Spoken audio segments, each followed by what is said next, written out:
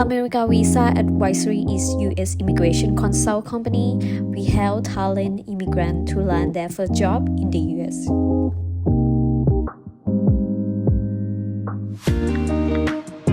Let me introduce everyone. My name is Elizabeth Maruyama from America Visa Advisory, and today we are with attorney Kevin and also our co-host Hafsa. So let me ask attorney Kevin to introduce himself a little bit. Yeah, sure. Hi. I'm Kevin Stewart. I'm immigration attorney here in San Francisco Bay Area, but obviously we service clients worldwide, actually. So one of the areas that we're focused in employment-based is exceptional and extraordinary ability. So extraordinary ability being O-1 and EB-1 visas. So that's Okay. what we're going to be talking about today. It's Yeah, extraordinary ability I for just want, O1. yeah, let me introduce everyone to Hafsa a little bit. Can you introduce yourself a little bit and tell us a little bit about your work experience too? Hi, everyone. My name is Hafsa, and I work in the immigration and legal tech space for about 2 years now. And I'm so happy to be co-hosting this webinar with you guys and guide you through the process. Okay, so today I want to focus on how we prepare O1 on 2026 because we seem like have really hard time working in the immigration processing with USCIS send a lot of RFE out here, but I see we still have a lot of good number of O1 in quarter T and quarter 4 2025 approval rate really good. So I just want to let's have us start with her first question. Thanks so much, Elizabeth. So the first question for attorney Kevin, would love to start a little bit about some context about the O1 visa during the recent years and what should applicants know, especially for applying during 2026. Sure. So I think the main thing about O1 visa is that there's maybe some misconception out there. People talk about it being a genius visa or something, Einstein visa, something like that. And it's really not about that. It's about showing that you have extraordinary ability based on the criteria. So we'll talk about that some more, but I think that's the main thing. People should not be afraid of filing for it where they have the requisite background. I mean, you need a degree, or I mean, you can apply with a bachelor's degree and 5 years experience, or with a master's degree to get actually into the ballpark.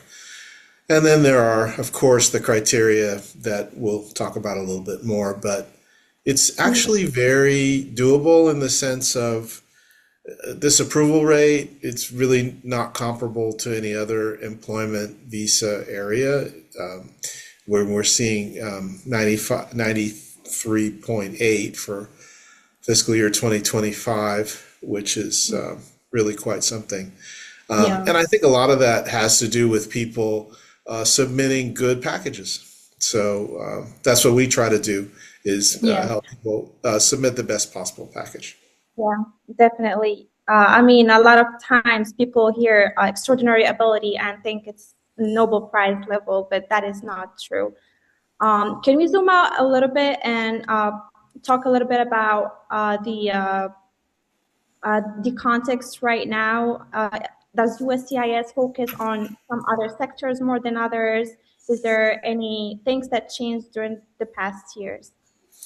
Well, I think it's possible that in the past you may have had more of arts and entertainment filings for O1. But I think in the last 3 years or so, the STEM background is actually, it makes up half of all of the O1A approvals, O1 approvals, but obviously STEM is O1A. So that's one area that I think is going to continue because Okay. part of the reason for that is we have people choosing to go for O1A as opposed to H1B. And H1B is under a lot of attack from a lot of different directions. And so that's why people would think about moving there. I mean, unfortunately for people who are coming out of, say, F1 OPT, O1 is not really as much of a potential unless you've really done a lot of good work. You say you finished your program for bachelor's or master's and you've done some good work in your field, then it's definitely a good thing. But for a lot of people, it's not really possible until they have built their profile a little bit more. Yeah, definitely. And based on your experience, what are some commonly misunderstood things about eligibility that you have been seeing?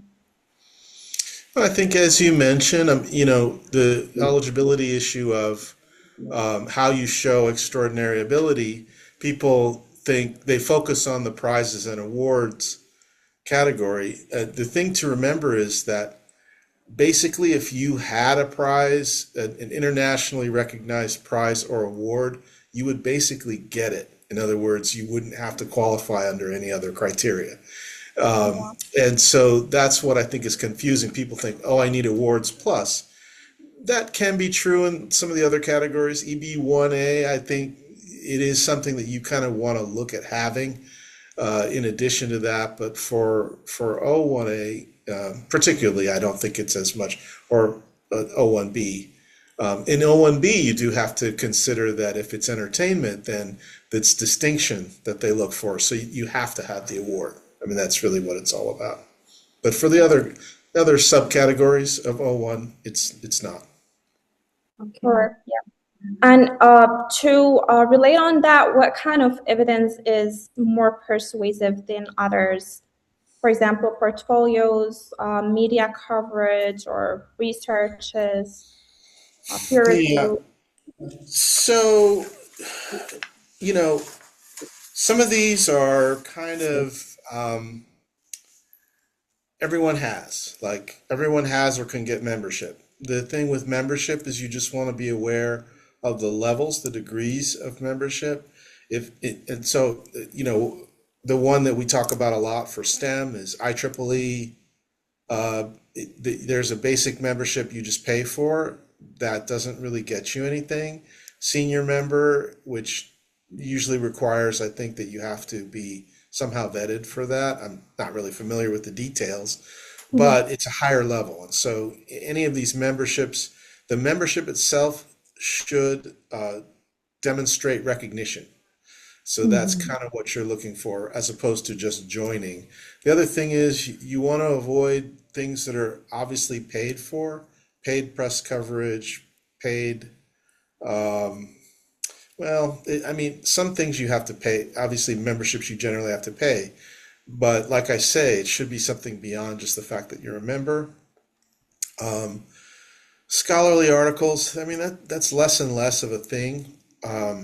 And if you're involved in research, then you've probably got that covered. But one thing I think people think of is they think there's some magic number, like, oh, I have to have 10 citations or several hundred citations, whatever. And that's not the case. What you're looking for is published articles or scholarly articles that show your extraordinary ability. So that's the thing that's difficult for people. How does your evidence that you're presenting, how does it actually show that you have extraordinary ability?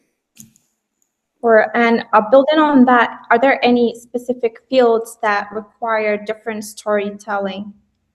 Let's say the difference between an AI founder or a researcher, or let's say an athlete. What is the difference?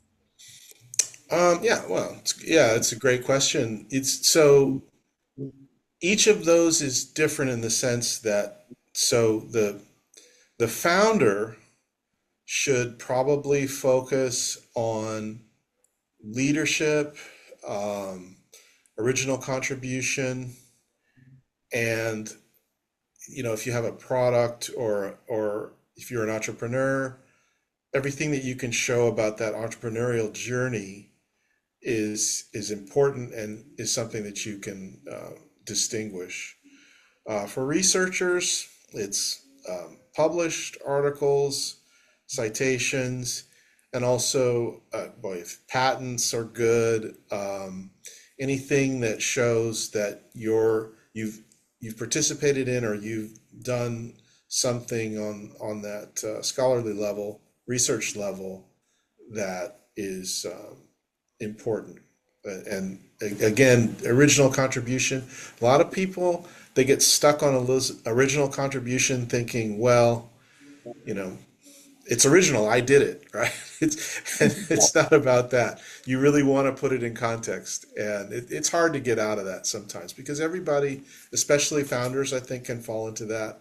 It's like, I've got my pitch deck. I'm telling people about, look at how amazing this thing is, and it's a good start. But then you got to take that further. And you had one more. Athletes. Athletes are very different. Okay. Athletes. So there are two sort of focuses. One is one-time achievement, and then the other is sustained achievement. And this is in addition to the other criteria that we have. So, if let's say you're an Olympic athlete, right, and you gold medal. I mean, that's just about getting you over. You don't really need anything else. Being part of a team, that's going to take a little bit more work. So if it's individual achievement, that's easier. Being part of a team, you kind of have to show how did you lead the team to do the achievement that was Mhm. extraordinary. What about you was extraordinary? How are you the MVP, so to speak?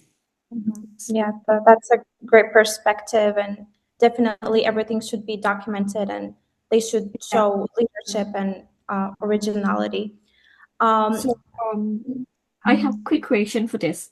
Is that the Teach AI founder that from STEM OPT? Because we now have like maybe like 3 or 2 person who on STEM right now building the application.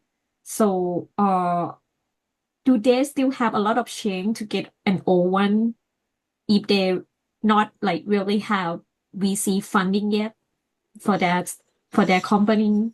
Some of student OPT right here, they're doing C Corp for their company doing STEM OPT right now. Hmm. So I see a lot of New York student join a lot of event, VC and founder meeting because sometimes like we see USCA send out the RFE request investor document, US stakeholder and also VC funding. Do you think there are a chain like for some pre-seed founder startup that doesn't have any big funding yet to get that? Well, yeah, I mean, and that seems to be if your your focus of your extraordinary ability is the product, the startup, and you're a founder, then you're kind of locked into that. In other words, sometimes, what I think is probably the best situation is where you have other criteria met, and you also happen to be a founder. Mhm. So, you're not just relying on that. And it goes back to what I was saying before. This is difficult for people that have been in school their whole time, and maybe they've had some OPT, not very much, and they're moving directly into being a founder. I mean, it can't be that you have to have raised money already to be a successful founder. Most of them haven't. So Mhm. most of them are still trying to. So I guess what I'm trying to say is that a barrier potentially? Yeah, it is, but it it's not fatal. There are ways around it. Mhm. mhm. Okay. I would love to add to that. How can early applicants who are like early in their careers compete with more established professionals when it comes to the process of the O-1 visa? Well, I think work on these criteria that you can hit fairly quickly. Judging it, so STEM fields, the hackathons for, software developers. If you have, let's say you've had extensive trials with a startup with a, I'm thinking of a product now, software product. If you have paying clients, paying clients is just as important as having VC funding. So if you can obtain that and provide evidence of that, and there's no sort of, I mean, you could get that. That's the whole thing I think about the founder ecosystem is that everybody's doing this stuff, and so that the judging, publish material about you. I mean, you can get that. Is the question there is quality. Like it's hard to kind of if someone's been in the field a long time, they probably have quality press about themselves. So there that's a little bit more difficult, but it's also an area that you can hit. Um, and then and don't negate activities that you might not think would be applicable. There's if you were in OPT, and let's say you were a research assistant, but you participated in a project that was groundbreaking. Okay, it doesn't have to be yours. It can add to your profile, just as an example. Yeah, definitely. Okay. Well, building on that, what could be some of the reasons an applicant could be denied? Well, the biggest one is a gap in your non-immigrant status. For Yeah. sure. I mean, that's the thing. You got to avoid it at all costs. Mhm. And we do run across, and those aren't fatal either, but sometimes it really can derail your process. A lot of people, they're here in the U.S., they're finishing their education, they're already planning to leave and come back through. That a lot of times that's the best way to do it, rather than sort of jumping through hoops trying to go into B1, B2, and then back to whatever status, just so that you can remain in the US. I think planning ahead and considering options for ways that you can not be stressed about having to maintain status all through the process, I think is probably a better way to look at it. So that's one. The other is obviously background stuff. I mean, we're seeing now, I'm hopeful that this isn't such a big deal, but social media postings, things like that. You got to be careful. Um, I'd hate to tell anybody not to express themselves, but if you're in this situation where you're depending on something like this, you want to be really careful. So that's another area. You Yeah, talking about YouTuber or um No, actually, anything. Yeah, I mean, YouTube is one, but anything, Facebook posts, LinkedIn, mhm. where you're saying something that this administration might not like. Okay. Mhm. Yeah, Okay. I yeah. mean, that's the thing. I would say less for O-1. I'm just putting that out there because it is a Yeah. factor. And This is a if you're factor. somebody that's high profile around that, Mhm. if the product that you're producing is like tracking ice, you know, Mhm. and that's how you're going to try to get your O-1, Yeah, that's probably that's not a true. good idea. Well, thanks. Okay. Okay. Sorry, go ahead. Yeah, so I just want to plan for someone who like maybe just start early year of a STEM education and they want to either opt do adjustment of status to the U in the US with O1 visa or go back to their home country after finish OPT for O1. What they should plan to build their profile or to work on their profile before apply for O1 application. How much time are you thinking? In other words, Like how between far ahead? 1 or 2 year or early year study on a STEM education in the US. So they're in maybe like their first or second year of, and this Yeah, is this bachelor yeah, level? bachelor. Um, yeah, I mean, I would start with judging the membership, get the membership, whatever organization is representative of what you do. I mean, try to hit these things that are kind of easy to hit. Um, Mhm. have get to know, have contacts in press, in you know be active on things like in your field, things like Quora, Reddit, um, Mhm. just in the sense of getting to know the field and getting to know who's also big in the field, which is another thing. Create your own network. Create your own network of people who later on you're going to be looking to do these evidence letters for you, Yeah. because the fact is people like doing these. I talk to clients all the time. It's like, oh, I don't want to bother them, they're too busy. I was like, what? Yeah, there, They're basically there, talking about there are themselves.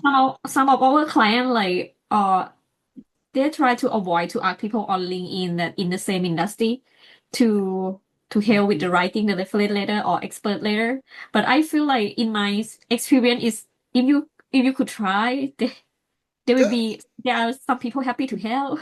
Yeah, well, and look, I mean, that's a skill too. I mean, if you have to sell it, right? That's kind of Yeah. what you're supposed to be good at. So, yeah, not everybody's going to do it. Not every, and that's kind of why I mentioned, creating the network first, because, do like we used to, I kind of, shows my age a little bit, but we used to call it information interviewing. I don't even think they call it that anymore. Now it's networking, right?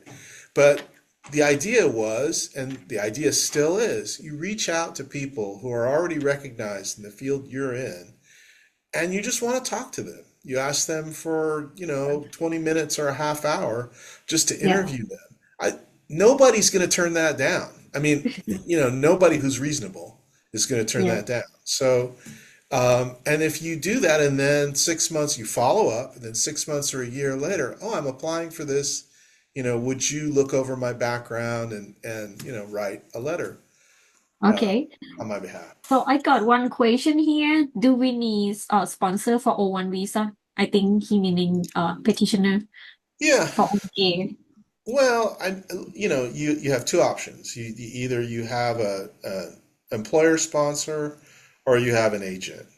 And in the case Mm. of having an agent petitioner, you need at least two job offers.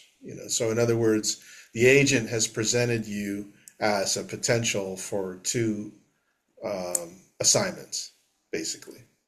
Okay. So you think in some specific or application that use agency, I am not really sure how it's work this day with the agency. So because some of application that they have right now, we talking about having their company that do OPT sponsor for their So O1. yeah, but but keep in mind that's okay. It can be confusing because Mm-hmm. if we're talking about a founder who establishes a company Mm-hmm. and then the company is going to petition for them, that's different. Okay. It, you just have to show that it's not wholly owned by the beneficiary, Okay. yeah, the employee, Mm-hmm. and it has to be, my understanding is it has to be fully established, Okay. and so you I would have to have evidence of that. But it seems like self-petition, but it's not. Because what you're doing is you're creating the entity that's going to be the actual petitioner. mm-hmm. Because there is no, so in other words, it can't be self-petition. I think even honestly, like LLC, I just would avoid it because there's always, it's kind of piercing the corporate veil, Yeah, this right. idea that you're kind of creating an entity that's just really you. It just has pass-through income, Mhm. right? I, Yeah. I just think that's more of a risk. Yes. Okay. So yeah, I'm go a little bit quick because we about run out of time, and then there are some outlook of immigration policy that have been changed this day. So do you think is like this year 2026 O1 O1 application apply to US CAS or even consular processing gonna be a little bit harder?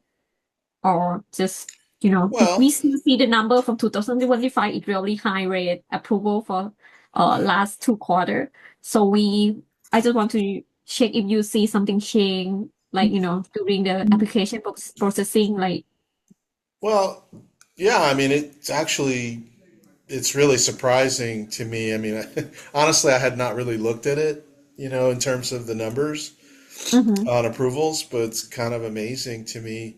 I would Yeah, expect right. it, I would expect it to decrease, definitely. Okay. But that's not to say, okay, so two things. I would just be prepared to see lower approval numbers going forward just because of what USCIS is Yeah. about. Yeah.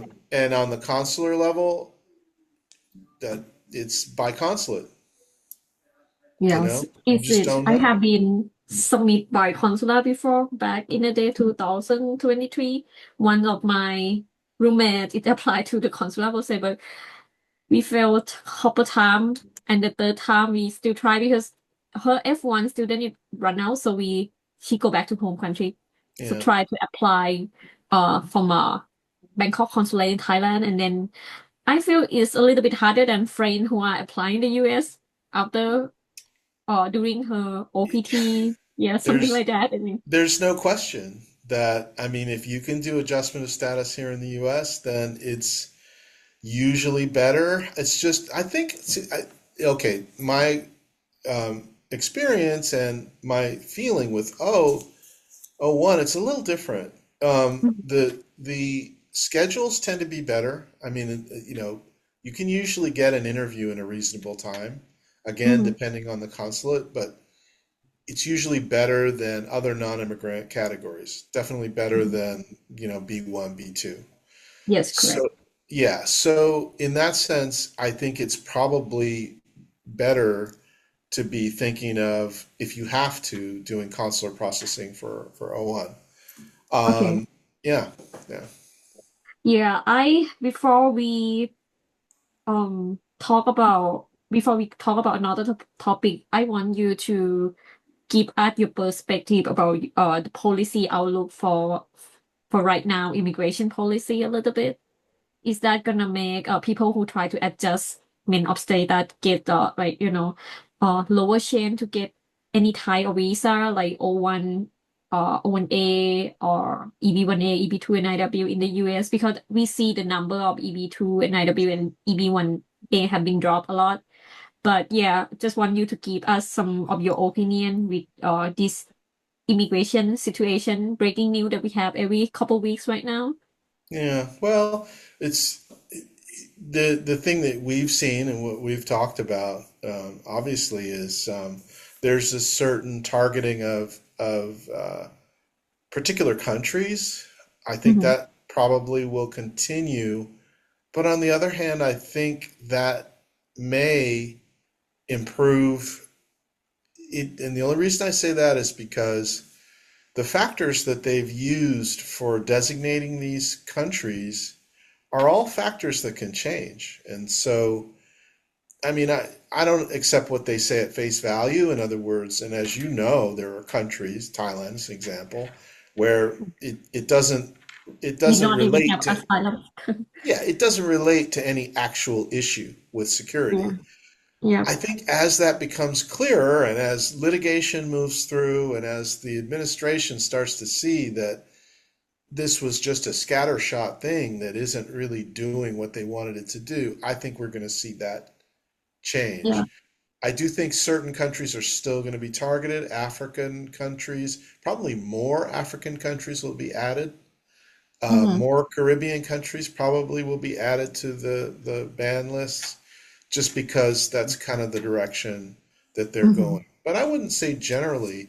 Oh, and one thing I will say, you can apply for a waiver from the bans both in non-immigrant and in immigrant categories, uh, because they've left like a loophole. It's a national security waiver, actually. So if that ever comes up, say they're delaying your case in adjustment of status, or they're not approving your case and they're listing that as a reason, they generally give you, USCIS, Department of State, they give you the opportunity to argue, number one, that you're not a risk, and number two, that denying you your visa and not extending your status or whatever you're seeking, denying the Mm-hmm. relief actually hurts the United States. So, Mm-hmm.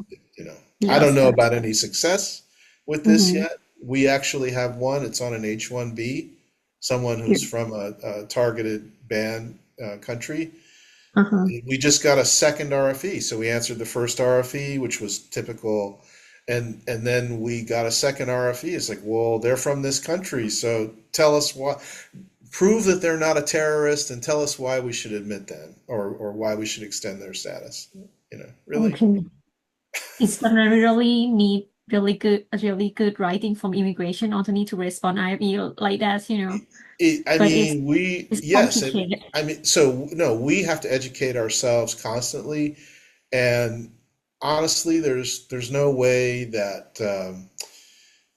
folks who aren't familiar with the process uh, can navigate it well. I mean, look, Mhm. we use AI. I think we've talked a little bit Yeah. about AI. We have to use AI. I mean, it's for so many different things.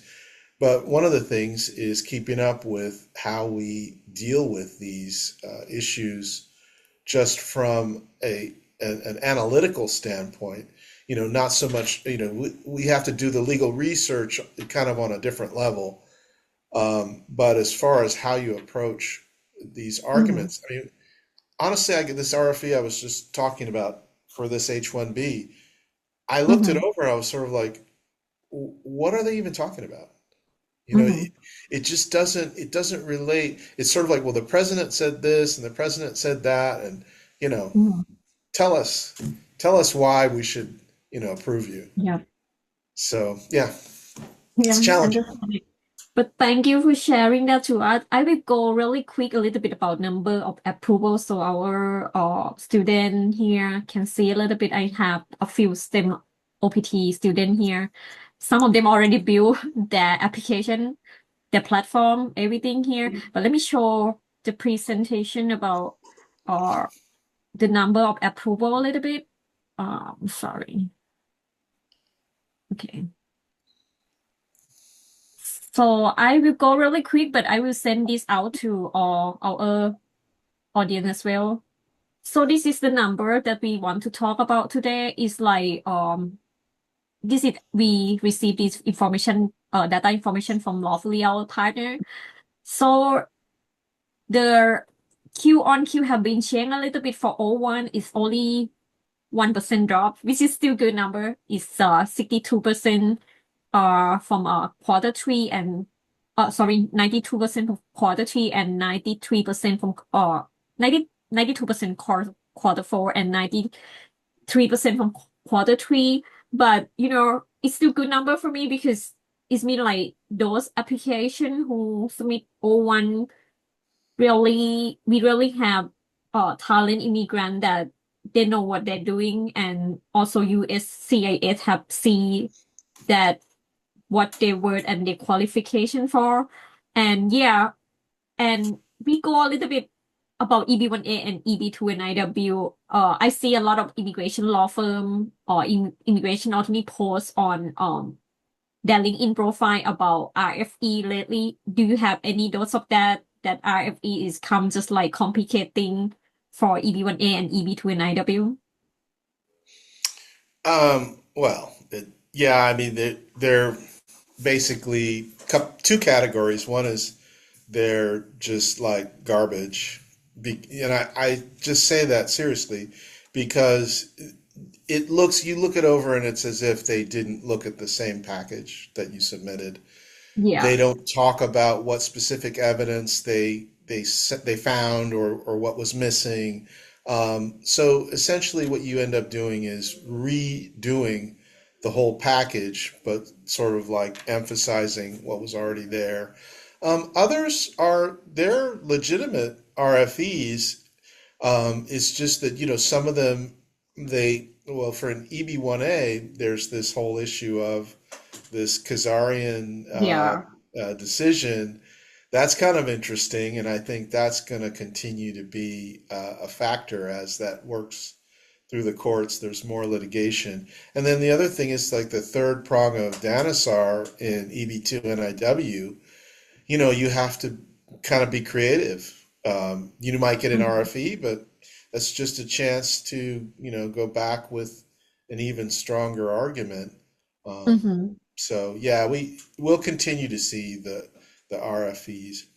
I see a lot of comment on social media. They're talking about they should not submit or EB1A or EB2 and IW premium processing anymore because that's way like USCA have not read any of document and send them back the RFE and they have to redone over again, just like you say earlier. They So, I mean, yes and no. I mean, it kind of depends on, what's your timeline? I mean, do you need a decision right away? I would say if you have the option, it's probably better not to spend the money Mhm. and not to, although, we're talking about a year for Yes, right. EB2 NIW or EB1A. So Yeah. most people don't have that kind of time. And then what happens if, 8 months into that, they give you the RFE that you were going to get if you had done premium processing, so Yes. it just depends on the situation. Yeah, but do you still recommend for O1 premium processing? Well, I mean, that may be an area where people have some more flexibility. They got more time left on their OPT or, Mhm. um, or they're leaving the country and they're going to come back through and they have the time to wait. Mhm. I mean, again, it just depends on the situation. But Okay. yeah, I wouldn't just, so to your point, I wouldn't just automatically say, well, it's got to be premium processing for any of these Mhm. categories. Okay. Okay. Thank you for sharing your opinions about that.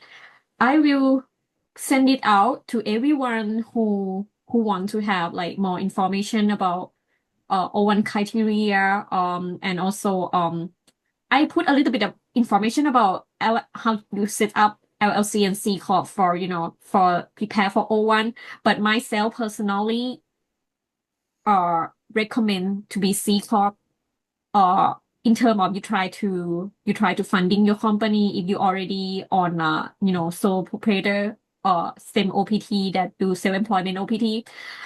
One of particular lesson I heard from VC is like when you do LLC, the tax complexity will be the problem to raise the fund.